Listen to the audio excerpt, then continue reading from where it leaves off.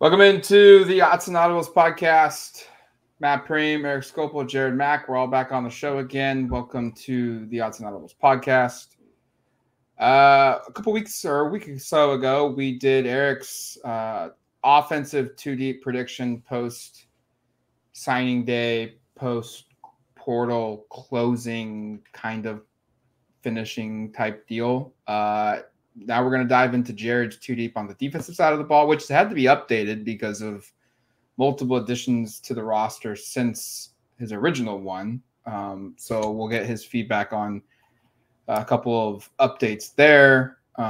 So Jared, why don't you start us off with this group? I don't think I need to ask what's hard to make because there was probably changes that had to, naturally had to be made because of additions. We can start off with the defensive line.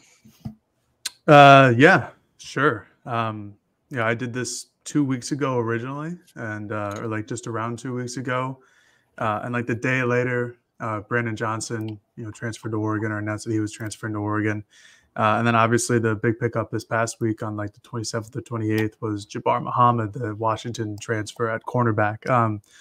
So, I mean, there was some real questions in the secondary the first time around when I made it, just because there was, a lot of people who were lost, especially in the safety room. But I think there's now, at least very early, we're still here in January, very last day of it, but there's a little bit more clarity. But yeah, no, let me start with the defensive line. As of now, my prediction is at defensive end, we have Jordan Birch is a senior, and then Johnny Bowens is a backup. Nose tackle, Amari Washington is a redshirt freshman. Ben Roberts is a redshirt sophomore as a backup. Defensive tackle, Jamar Caldwell, the transfer from Houston. And then backing him up is Keon Ware-Hudson. Outside on the edge, I divided edge and outside linebacker. Edge, I have Mateo Uiagalelei as his projected starter next season, and then Blake Purchase as his backup. And then outside linebacker, I've got Tatum Tuioti and Amarion Winston as his backup. This one was really difficult because, like I've talked about many times on our podcast, they lose a lot of production. Guys like Taki Taimani, Popo Amavai, Casey Rogers, Brandon Dorless, you can run through them, and those guys were integral parts of the defense last year, and there's going to be a lot to replace, and there's a lot of question marks on who is going to replace them and where this production is going to come from, because guys like Amari Washington and Ben Roberts and Johnny Bowens and Terrence Green and Mikael Gardner, like those guys all redshirted last season. And Ben Roberts, I know, has some playing experience, as does Amari Washington, who got in towards the end of the year. But you're replacing guys who were fifth or sixth year starters, or not starters, but fifth or sixth year seniors, and who have started for multiple years in their respective career. So I think there's a real question mark on the interior defensive lineman spot. I have Birch as a defensive end, which is kind of different than what he played this last year, kind of that more of a stand-up outside guy, but they moved him around. I expect him to be moved around again, and not in a bad way, but kind of take that Brandon Dorless role where he can play in the interior, but also can stand up and edge rush. I think that he's a perfect defensive lineman to move into the Big Ten with. And on the edges, there's a kind of a depth thing here. I'm not sure, because you're losing Mace Funa, who I know isn't like the most productive player of all time at Oregon, but he did a good job during his career. He was great against the run, which would really help, obviously, going to the Big Ten. He set edges. He was good for one game a year, where it was the Mace Funa game, and he did something great in that game where there was a touchdown, an interception, a forced fumble, like a couple sacks, a couple tackles for loss. There was always one game a year where he would thrive. And again, it's a lot of newcomers, like the Tatum Tuiotis, the Amarion Winston, Mateo Uiagalelei, Blake Purchase, like a lot of young guys who have some experience, but you're just losing a lot of experience with Mace and everything else. So I like it, though. I think it's a good defensive line. I just have some more question marks in the interior than a lot of other things.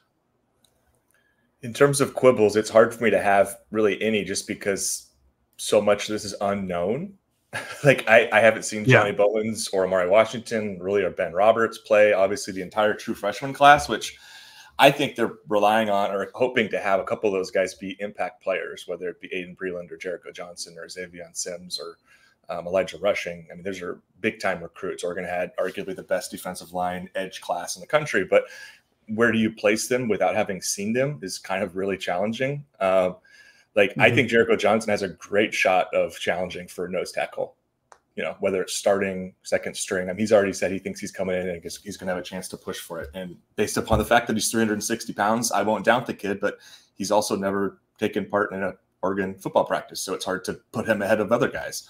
And so I think this is going to be a really fun group to follow because we have direct evidence from last season that if true freshmen are ready, they will be given an opportunity to play. And we think about who we've got at the edge and outside linebacker there with Mateo, Blake, and Tatum.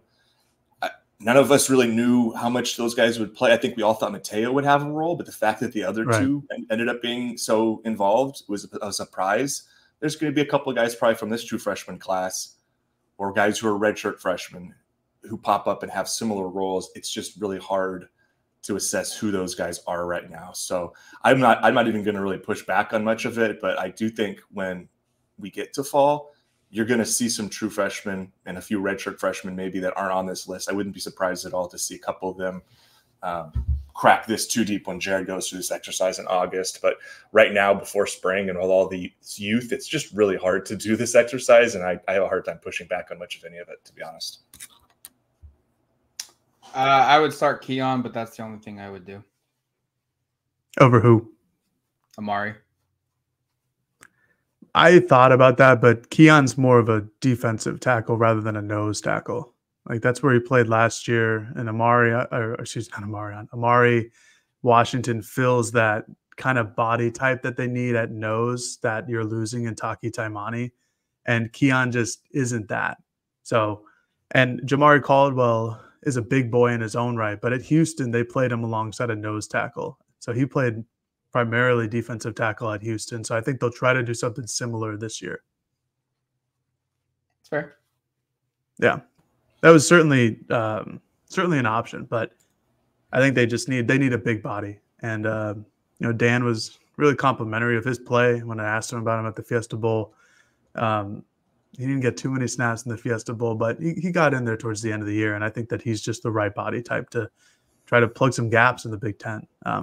So again, I mean, we're basing a lot of this just on like guys who have played 50 to 80 snaps. And so it's tough, but there's still a lot of talent. And I didn't include any of the freshmen in here, the 2024 freshmen, for exactly what Eric said. Like, I don't know. Like, we're going to have to see him. I saw Elijah rushing for 10 minutes at a practice at the Fiesta Bowl where I'm like, hey, he's here. He's on the team, when they didn't do anything real. So we'll see. Spring will have a lot more answers. I'm going to move on to the linebacker room, which I thought was. Well, I thought one thing I wanted to ask, one thing, just because we did it last time, was the transfer portal element of, is there more need here? Oh, right. And the reason I kind of wanted to circle, we probably don't need to do it too much else going forward, but this one in particular was one where I know going into the portal season, we were like heavy needs. Where are you at, Jared, in terms of, because you were saying, I think 4 or 5 or 5, maybe 5 or more back then. Yeah. They've added one in Caldwell. Do you still think it's like take 3 or 4, or where? Because I probably backed off a little bit and think like, if I was in their shoes and you had the space to do it, I'd like a Casey Rogers kind of Swiss Army knife guy who can play all over the place. And then like one really proven pass rusher who has 10 career sacks from 3 years somewhere else or something would be like my hypothetical additions. Mm-hmm. Yeah, I still think that they need more. Again, there's just a lot of question marks. It's like the nose tackles that I'm predicting to be in the 2 deep are Ben Roberts and Amari Washington. I talked about Amari Washington. He didn't play that many snaps this year, and neither did Ben Roberts. Ben Roberts played a little bit in 2022, but that was kind of only out of necessity. I think that they need some more interior guys, like you said, Eric, like a Casey Rogers. I think they need some big boys up front, like to fill in a nose tackle. I don't know. The scholarship distribution is going to be interesting to see how they do it over spring, and I don't know how many impact portal guys are going to come on the defensive line during spring football. That's the other thing, but I wouldn't hate seeing it. I think they need a couple more guys. Yeah, add one more defensive lineman to play the nose tackle position. All right. Moving on to linebackers. I thought that this was just the easiest room to do. Justin Jacobs at the Mac, and then Jerry Mixon as his backup. And then money was Jeffrey Bossa and then Devin Jackson and his backup. This is just pretty clear cut. Once Jacobs and Jeffrey Bossa returned or announced their return to Oregon for the 24 season, that was your starting linebacker room. And, I like what I saw from Jerry Mixon this past year. I think that there's going to be, obviously they add 3 talented true freshmen in Braden Platt, Dylan Williams, and Kamar Mathuti. I think obviously Platt's going to be more of a Mac linebacker. He's 6'2" and 220, 230 pounds. So that's right down a Mac linebacker alley. Dylan Williams, I think he can grow into that kind of role, but I think of him more as a money. Same with Kamar Mathuti. I think of him as a money as well. But I think the backups are good. I thought that Devin Jackson gets some real run. You still have Bryce Betcher back there. Once Jacobs came back from injury, though, his snaps really cut down this past season. So you're looking at Jerry Mixon taking on a really big role after Jamal Hill, graduated, is now out of eligibility. But I still think that, if Jacobs and Jeffrey Bossa could stay healthy, I don't really anticipate them leaving the field too often. I am still, I know he had some moments. I'm still awaiting Devin Jackson's oh my gosh, here he is moment, or a game or so where that happens. And I don't know if it's going to be something that happens this season because of how highly I think of Bossa and how highly I think of what we saw from Jacobs down, especially the last 4 or 5 games of the season. I thought he played really well. So I don't think there's much in terms of changes to make. I will be very curious once again what the true freshman's impact will be, because again, these are really highly regarded prep prospects, and I wouldn't be surprised at all if one of these guys moves their way into the 2 deep and just becomes too good not to play. But identifying who that would be is really hard. It's also strange because the post All-American game rankings were really pretty big shifts for 2 players. Dylan Williams went soaring and Braden Platt really plummeted. And Matt could probably kind of fill in some of the gaps there, because I know he talked to one of the guys who put together the rankings. But before the All-American game stuff and everything I'd heard, I would have thought Platt was the undoubted most likely to make an impact. And now it's they're kind of all on even footing from a rankings perspective. And from what I've heard, Dylan Williams actually might be the guy to make an impact early. Matt, do you have any thoughts on kind of the ranking, the recruiting stuff, and then also I guess on what Jared just ran through? I guess from the depth chart, I have no problems with it. That's what I would do. The Platt, he was undersized and underweight when he went into the All-American game, so that's why he dropped. Also wasn't as good as other players at his position, which is understandable. Yeah, it makes sense for why I dropped. Mathuti dropped or had slight change, but it wasn't anything serious. And then Dylan Williams moved up because of his play at the Poly Bowl. I think all 3 of them could play. I think all 3 of them could redshirt. I think Devin Jackson and Jerry Mixon and Bryce Betcher could have the backup roles completely secured, and I think they all could lose their jobs. I don't think there's anything certain behind Bossa and Jacobs. And I guess for Oregon, if you're lucky, or if you're fortunate that you have 2 studs that start at linebacker. So as long as they stay healthy, they should be on the field majority of the snaps. Yeah, it's a great problem to have. There's you come into the season in the Big Ten as one of the better linebacker rooms. And Jacobs, when he was fully healthy heading into the season last year, it looked like he was going to be the starter. And obviously he suffers an injury during fall camp and gets sidelined for the first 7 or 8 games of the year. But you saw what he could provide, and him going back to the Big Ten as a former Iowa linebacker, I think that really helps their defense. Just knowing the physicality and his size, he's just by far the biggest linebacker in the room. So I think that helps their defense overall. Transfer needs. You guys think we need any? No, probably not. I mean, I guess if there's a super experienced veteran guy, but who's coming over to be a backup. So I think they're fine, because I think the future of the room is, because most likely Bossa and Jacobs are done after this season. I think the future of the room is probably there with Mixon, with Jackson, with all the true freshmen we talked about. So I don't see a need, and I don't know if there's really a scholarship available for this room either, because you have two positions and they've already got like about 8 scholarship caliber players. I'll include Betcher because I know he's not on one technically, but yeah, I don't think so. If there's a perfect person that shows up, maybe, but I think they're good. If a player the quality of Jamal Hill or better is available, then yes. If not, no. I don't think they have a guy today that's better than Jamal Hill on its roster. And they played 3 linebackers pretty much predominantly. Those were the 3. So if you can upgrade your third guy, absolutely. But like what Eric said, I don't think that there's going to be that guy that's out there. And I do think you could sell the idea that, hey, we're just going to rotate these 3 guys, and that could bring a established player to Oregon. I mean, they're going to be a title contender. They're elite defense. Dan Lanning's reputation is extremely high. We've seen it at other positions where guys are willing to roll in and rotate, and this is another position that does that. So if you find a third, do it, but I don't think there will be one.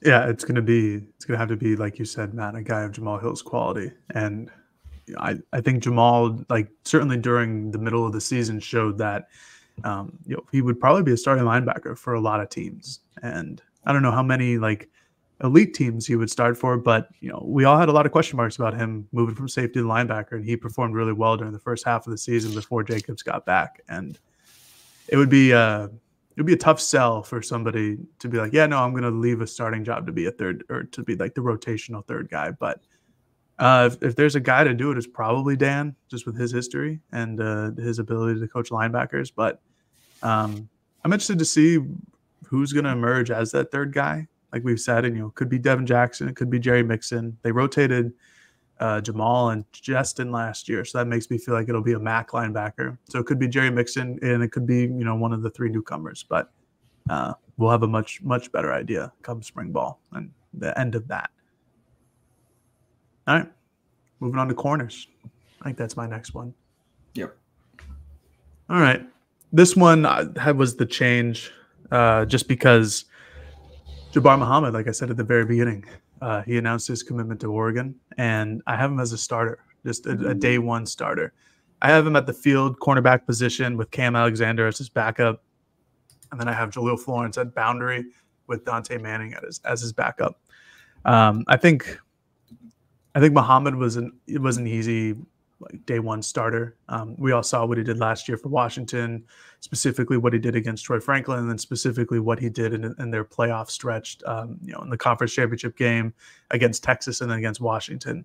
I wrote about him a little bit. I think over the last 3 games of the year in that playoff stretch, he was targeted 9 times. He allowed 3 receptions, and all 3 of them came against Texas, and he only allowed 2 yards after contact. So Muhammad is a true island kind of corner who's great in coverage, who's got length, who's got speed, who's got agility, who can make tackles. I think that he's a day 1 starter for Oregon. The question was, like, does Oregon go with Cam Alexander, who was darn good at UTSA as the boundary corner, or do they go with Jaleel Florence, who was a starter when healthy all year last year? I think they'll go with Jaleel. I think that his skill set is pretty good for the boundary. I like what he can do out there with his size. He's like 6'1", 6'2". He's got a long wingspan. He's athletic. He certainly had moments last year where he could be considered somewhat of a shutdown corner. Like, he had moments of it, but it wasn't as consistent as what Kyrie Jackson was when they were both 100%. So I think it's a good 1-2. And then Dante Manning, ups and downs. I think it's kind of as simple as that. Where against Oregon State, he was tremendous. He's really physical. Maybe that helps more in the Big Ten against bigger receivers, but a lot of ups and downs. But I think that's a really quality backup cornerback to have in this cornerback room that has an incredible amount of talent now. Jabbar Muhammad is probably the best corner Oregon faced all season. Acquiring a player like this is like pretty significant. I think he's an undoubted starter. I'm with you on the Alexander versus Florence thing. I would go Florence. I think you laid it out pretty well. I think there's a level of Jaleel isn't losing his starting job unless someone takes it from him, and maybe Cam Alexander is good enough. But right now, it's hard to make that case. And I also think, I don't know what you think of this, Jared and Matt, but if you go Muhammad and Alexander, that's two kind of undersized-ish corners by today's standards. Like at least they're both sub 5'11", sub 6 foot. That was the other thing. Like, yeah. Lawrence is, whatever, 6'1", 6'2". Like, he's got the length.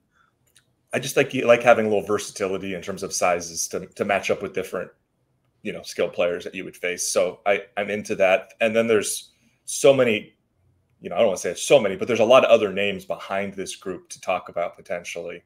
I don't think I would put any of them ahead of who's on here just because I think that's a pretty experienced and talented foursome that you have. But we haven't mentioned Nico Reed, who I think we can talk about in a moment. We haven't talked about Roderick Pleasant. We haven't talked about Ife Obadegwu, who is a huge riser, by the way, in the 24/7 Sports post-bowl rankings, or post-All-American Bowl rankings. We haven't talked about Dakota Fields. I mean, there's just a lot of young Dalen Austin, perhaps. There's just a lot of young corners that we haven't really placed here who, like, I'm not going to be surprised if any of those guys soar up this list and end up pushing to start or something. But right now it's just really hard to make those sort of proclamations. But like Obadegwu being a top 50 recruit basically kind of changes a little bit of the calculus of how I'm kind of thinking about him. And I know that's silly that the number next to him changes that much, but let's be real. We're not full-time talent evaluators. And if the people we trust say this guy's made a bunch of progress and goes from being the 120th best player in the country to being like a top 50 player or top, whatever, he's 53rd, that kind of changes the way I'm kind of looking at him. So, but yeah, I wouldn't change anything. But I just think there's a lot of names to know, kind of similar to defensive line. Jaleel Florence's availability for spring football will dictate a lot of this. He is hurt, and he has a pretty significant brace on his leg. He's in crutches. Is that something that he can recover from in a couple months? Maybe. I don't know. I don't know the answer. I think Cam Alexander's addition was probably going to happen regardless of Florence's availability or not for next season. Is he going to be fully healthy? Is he going to be here for spring ball? I don't know. But it certainly is an added insurance that he is here. I think those are your three corners. I don't think you could argue one of them could start over the other one, and I don't think it'd be that big of an issue. Those are going to be your three main guys. And if Dante Manning's your fourth, who I still believe could maybe change positions to solve a problem that the next position we're going to talk about, but that would allow some of your younger guys that you talked about, Eric, to move up as well. So, but your three main guys are Jabbar, Alexander, and Florence, and that's a pretty darn good group, and you should feel confident going into the games that you play in the Big Ten. Can I pitch an idea really fast here, Jared? Which is, of course, Nico Reed came to Oregon last year, having been an outside corner, and he basically played slot corner throughout the year, which means he was lined up kind of against guys like Tez Johnson based upon his size. It's possible, and I don't have any background information, but it wouldn't be surprised if like Nico Reed followed Demetrius Martin to Michigan State. Yeah. But you think about Nico's career, he was at Colorado with Demetrius, followed him over to Oregon. Wouldn't be surprised if he went to Michigan State. That's not reporting. That's just putting a couple things together. If that happened, I wondered if they would make in specific packages just to get Alexander out there more, kind of the Nico Reed slot corner, just based upon his size. As a hypothetical way to get these all on the field a little bit more. Yeah, well, the only thing is I think they have their slot corner. They have their star nickel guy already in Brandon Johnson, but we'll get to that in a second. Like, I don't know. Like, I think Nico kind of split his time, if I can remember the snaps correctly in my head, where it was he got like 100 or 120 more snaps at wide corner than that nickel corner.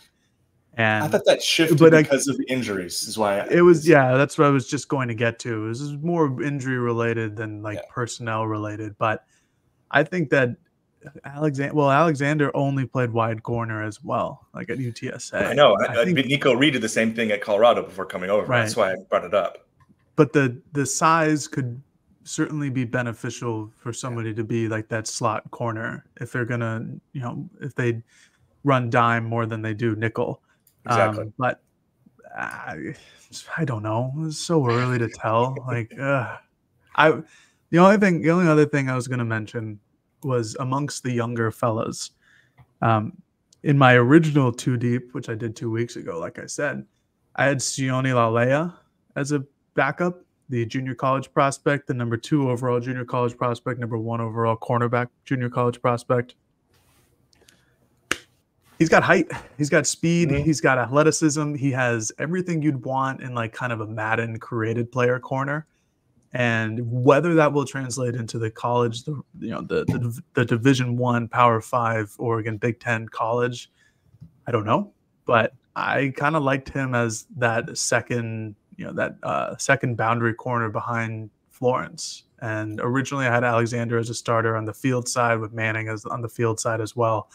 But his speed and his length, I think, are something that people will take notice of if he sees the field, because it's not often a guy that size is able to move that quickly. And with his length, I think he's the definition of like what I said, like a Madden corner, like long arm, long limbed, like can get out there and deflect passes. So I think he's like him and Ife Obadegwu, who I've loved for a long time now, are like the 2 guys I think most from the freshman class who I could see immediately participating. But again, you have guys like Dakota Fields out there too, who are pretty darn good in their own right. There's so much talent here. That's the thing that stands out. Like, there's a ton of former 4- and 5-star recruits or guys who've been really good players at other schools.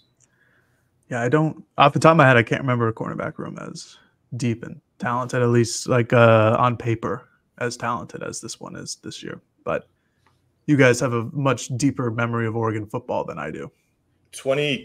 Matt, was it 2012 or 13 where they had Troy Hill, Ifo, and Terrence Mitchell? Was a really, really good. Pretty sure it was 2013 because I remember Mitchell went pro. That's right. It was kind of like, whoa, what are they going to do? And that's what allowed Troy Hill to become who he was and get a draft pick as well. So they've had some corners. I mean, Lenore and Thomas Graham were pretty darn good too together.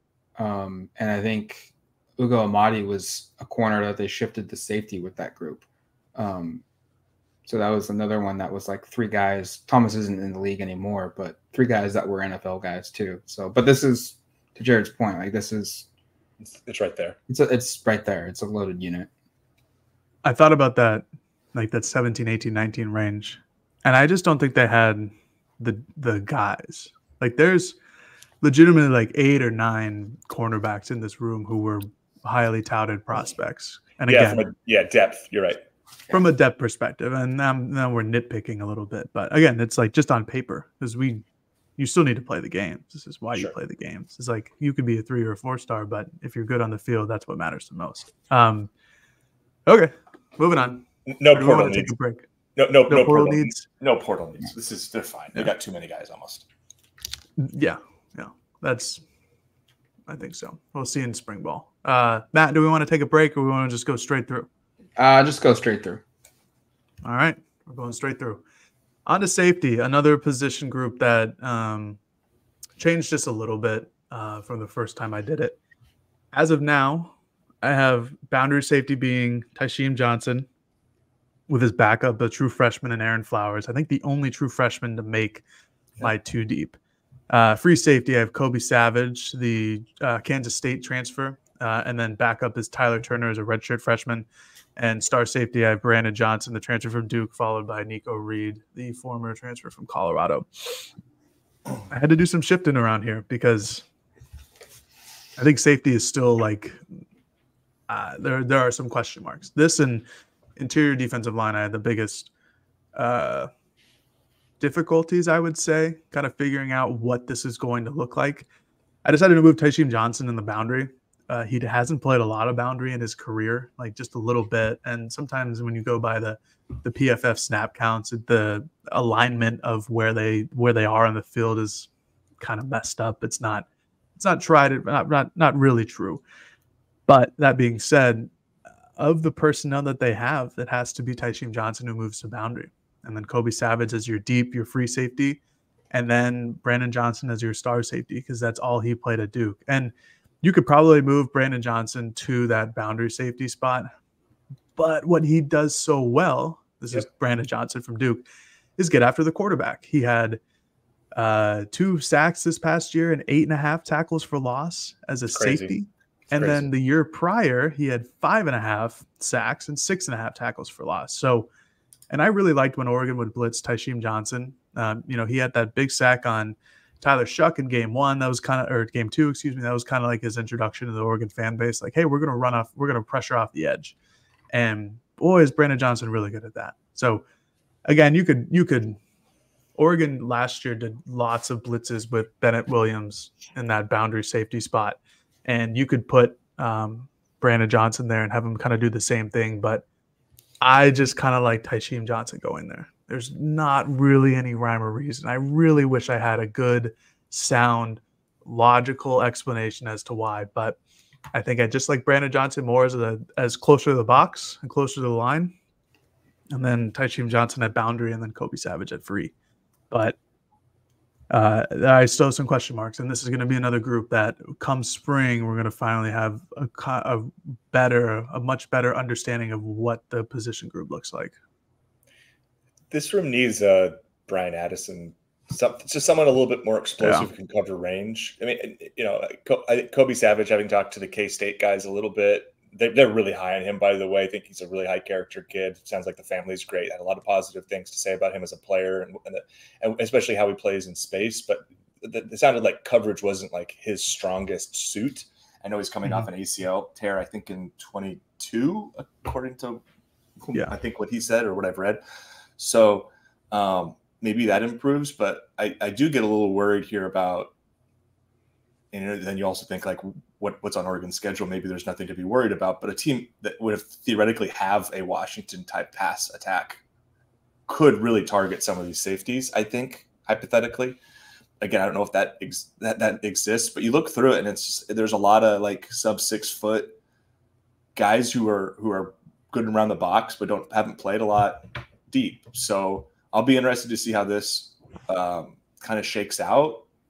I will also wouldn't be surprised if this is a spot to look at adding a transfer. My only concern then is like, it's just, then you got Tysheem and Brandon Johnson, the 2 Johnsons battling for star minutes. And I think those guys are probably going to be 2 of your 3 or 4 best defensive backs next year. So I don't know. I'm with Jared. I have a hard time kind of understanding all of how this is going to play out, but I like a lot of the players here.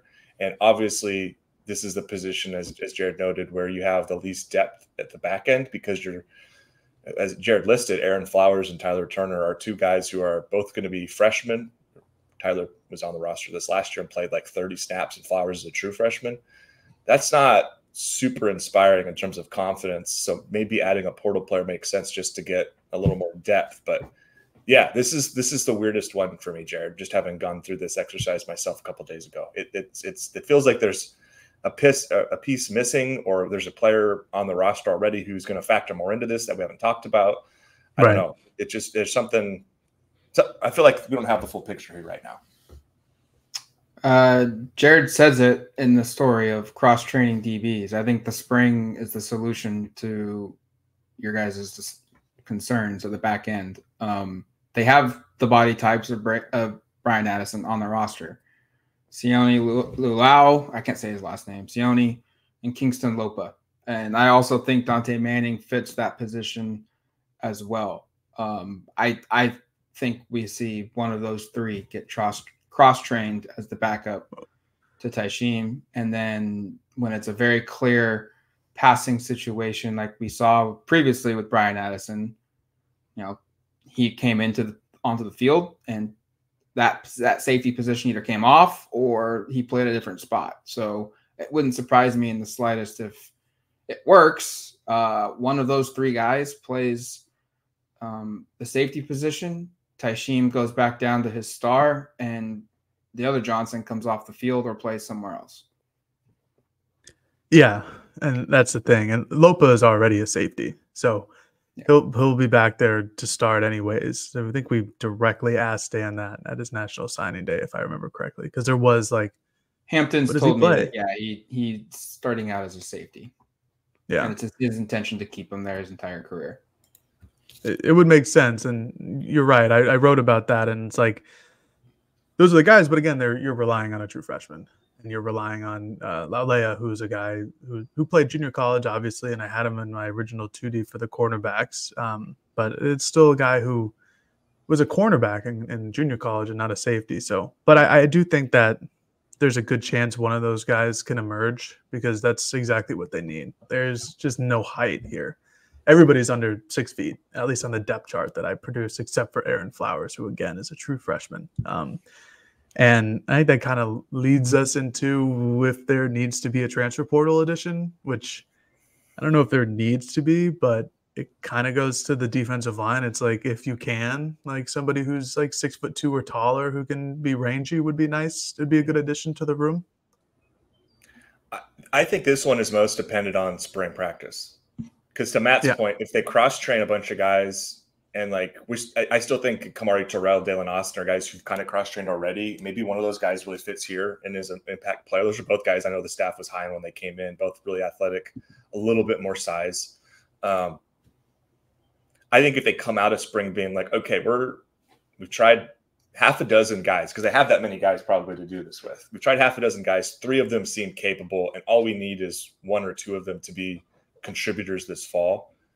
Then I don't think there's a reason to take anybody. But if you come out of it being like, I don't really know if we have that many guys, I think you owe it to yourself to grab 1 more experienced player who's 6'2" or taller, has a little bit of size. And again, the hard part is projecting what's even in the portal after spring. This is the first time we really had this specific breakdown of how everything works out. And I have no idea what post-spring portal window is going to look like. Are there going to be high-end players leaving at that point? Or is it going to be just what I expect it to be, which is that's the time of year where they kind of push out the guys that aren't going to be on your team. And like, I expect Oregon will probably end up shedding 6 or 7 players at that point. And those aren't players that would go to a better school. Those are players that are going to end up going down a level. So I don't really know how many. I don't know how many guys are even going to be worth taking at that point in the year, I think is the other part of this.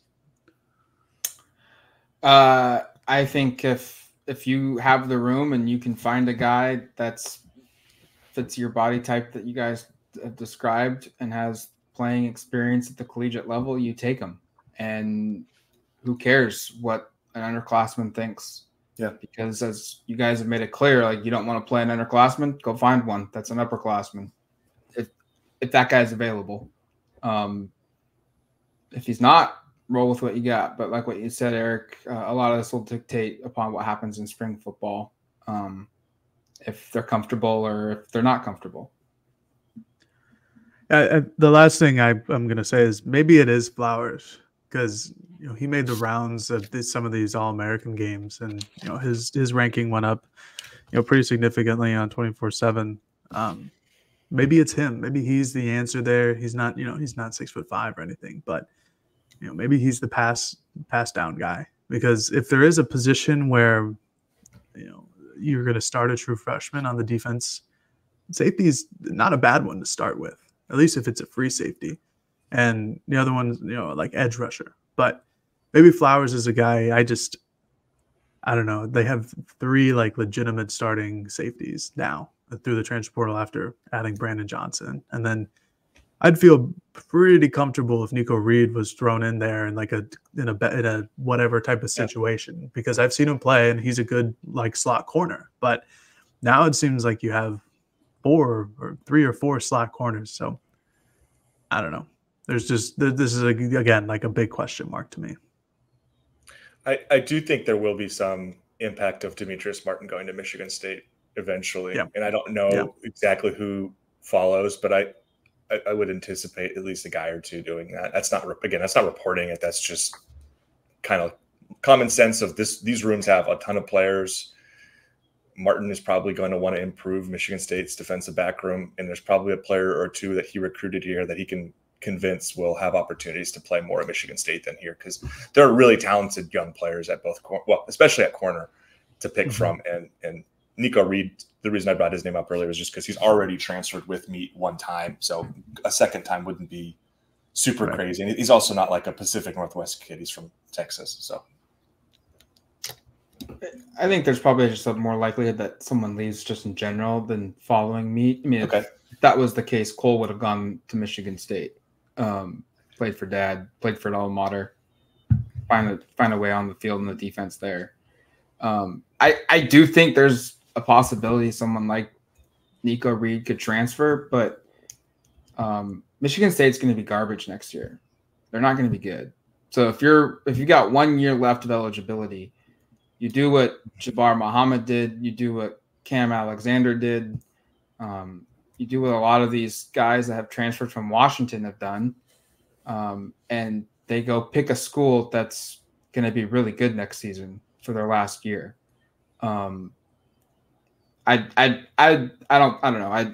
I would be surprised if a senior openly chose to go to play for a school that's going to fight to be 500. Maybe that's Nico Reed's best option. I don't know if he does transfer, but I think it's more possible that guys just go somewhere else than follow Martin.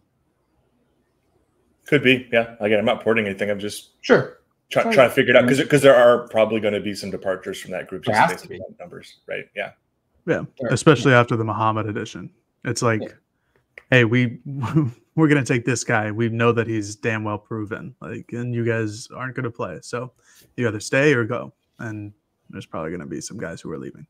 It's same thing at the defensive line position with Caldwell. Like, we've already seen one freshman Pomay transfer. We'll probably see one or two more between the two groups of the 23 and the 24 class in the next year. Like, just the way it is. Yeah, that's life today in college football. All right, it's going to do it for us here on the Autzen Audibles podcast. You can go read Jared's story on duckterritory.com for more in-depth coverage on that. Go to duckterritory.com for more recruiting coverage, for basketball coverage. Jared's got his baseball stuff going already. Softball will be starting up there as well. Before you know it, spring football will be here. April 27th is the spring game. Should have mentioned that at the very beginning. But we'll have a lot more coming up before then. So until then, you've been listening to the Autzen Audibles podcast. Talk to you later, folks. Peace.